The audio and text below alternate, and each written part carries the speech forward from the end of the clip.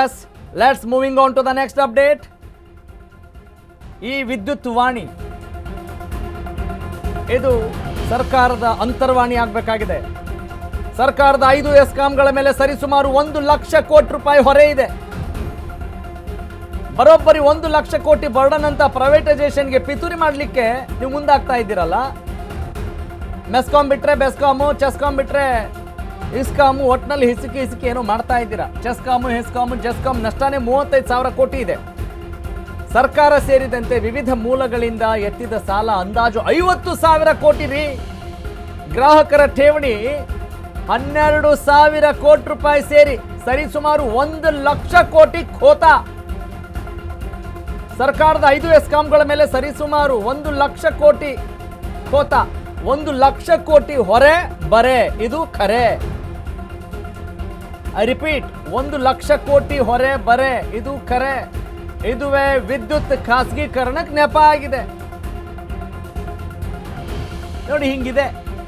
ಗ್ರಾಹಕರ ಠೇವಣಿ 12,000 ಕೋಟಿ ಸೇರಿ ಸರಿಸುಮಾರು 1 ಲಕ್ಷ ಕೋಟಿ ಖೋತಾರಿ. ಐ ರಿಪೀಟ್, ಮತ್ತೊಂದ್ಸಲ ಹೇಳ್ತಾ ಇದ್ದೀನಿ, 1 ಲಕ್ಷ ಕೋಟಿ. ನೋಡಿ, ನಷ್ಟದಲ್ಲಿ ಈಗಾಗಲೇ 4 ಎಸ್ಕಾಂ 34,980 ಕೋಟಿ ರೂಪಾಯಿ. ಅಬ್ಬಬ್ಬಬ್ಬ. ಪಡೆದಿರೋ ಸಾಲ ಎಷ್ಟು ಗೊತ್ತೇನು? ನೀವು ಸ್ಕ್ರೀನಲ್ಲಿ ಗಮನಿಸ್ಬೋದು. 47,993 ಕೋಟಿ ರೂಪಾಯಿ ಇದು ಪಡೆದಿರೋ ಸಾಲ. ಗ್ರಾಹಕರ ಭದ್ರತಾ ಠೇವಣಿ ಎಷ್ಟಿದೆ ಅಂದರೆ 11,371 ಕೋಟಿ ರೂಪಾಯಿ. ಅಂದರೆ ಇಲ್ಲಿ ಇಲಾಖೆ ಮೇಲೆ ಎಷ್ಟು ಹೊರೆ ಬೀಳ್ತಾ ಇದೆ? ಇಲಾಖೆ ಮೇಲಿನ ಒಟ್ಟು ಹೊರೆ, ಒಟ್ಟು ಬರ್ಡನ್ 94,334 ಕೋಟಿ ರೂಪಾಯಿ. ಅಂದರೆ ಸರಿಸುಮಾರು 1 ಲಕ್ಷ ಕೋಟಿ ರೂಪಾಯಿ. ಹಿಂಗಿದೆ. ಇದು ಅಂಕಿಅಂಶದ ಲೆಕ್ಕಾಚಾರ, ಅಂಕೆ ಸಂಖ್ಯೆಗಳ ಲೆಕ್ಕಾಚಾರ. ಎಸ್, ಹಾಗಾದ್ರೆ ರಾಜ್ಯದ ಎಸ್ಕಾಂಗಳಿಗೆ ಪ್ರೈವೇಟೈಸೇಷನ್ ಎಂಬ ಮರಣ ಶಾಸನ. ಕೆಪಿಟಿಸಿಎಲ್ ಸಿಬ್ಬಂದಿಗೆ ಮಾತ್ರ ಅಲ್ಲ, ಕರೆಂಟ್ ಗ್ರಾಹಕರಿಗೂ ಶಾಕ್. ಫಿಕ್ಸ್ ಖಚಿತ. ಇದು ಒಂದು ಸಲ ವಿದ್ಯುತ್ ಸರಬರಾಜು ವಲಯ ಖಾಸಗೀಕರಣ ಆದ್ರೆ ಏನಾಗುತ್ತೆ ಗೊತ್ತಾ? ಗಾನ್ ಕೇಸ್ ಅಂತೀವಲ್ಲ, ಮುಗಿದು ಹೋಯ್ತು. ನಿಮ್ಮ ಕೈಯಲ್ಲಿ ಜುಟ್ಟು ಇಲ್ಲ, ಜನಿವಾರನೂ ಇಲ್ಲ, ಲಂಗು ಇಲ್ಲ, ಲಗಾಮು ಇಲ್ಲ. ಬರೀ ವಿದ್ಯುತ್ ಇಲಾಖೆ ಮಾತ್ರ ಅಲ್ಲ, ಜನಸಾಮಾನ್ಯರಿಗೂ ಈ ಪ್ರೈವೇಟ್ ಹೀಟ್ನ ಶಾಕ್ ಇದೆಯಲ್ಲ, ಆ ತಾಪಮಾನ ಇದೆಯಲ್ಲ, ಅದು ತಾಗುತ್ತೆ.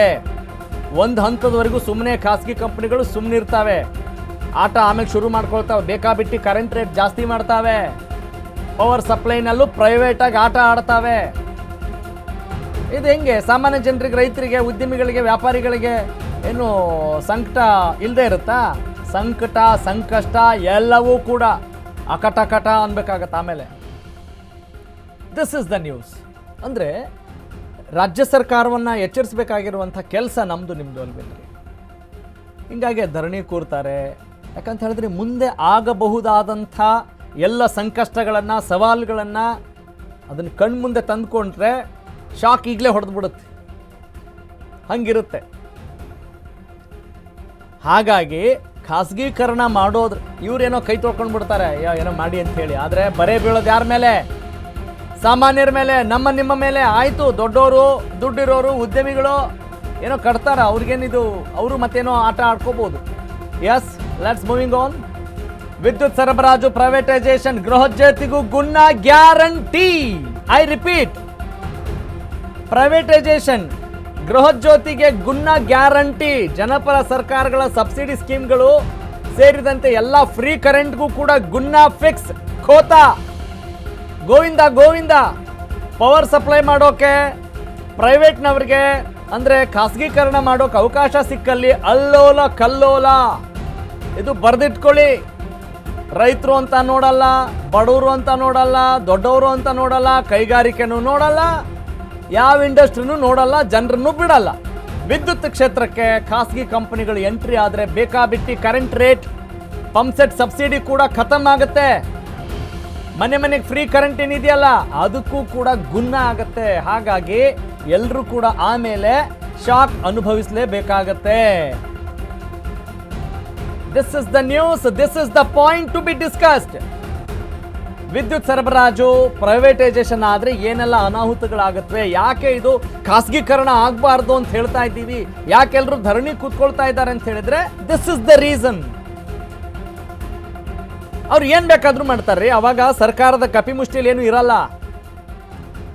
ಸರ್ಕಾರದವ್ರ ಜೊತೆ ಮಾತುಕತೆ ಮಾಡಿಕೊಂಡೇ ಅವರು ಪ್ರೈವೇಟೈಸೇಷನ್ಗೆ ಮುಂದಾಗ್ತಾರೆ.